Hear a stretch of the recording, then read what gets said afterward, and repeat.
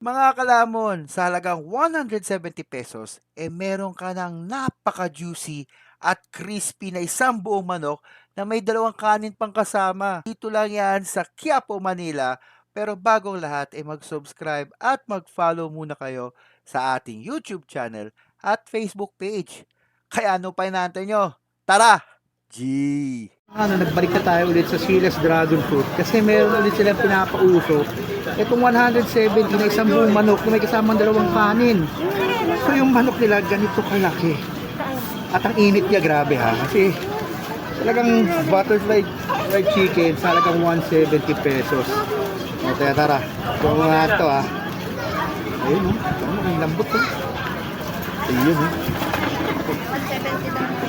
170, may dalawang kanin, 10 manok. Sulit na to.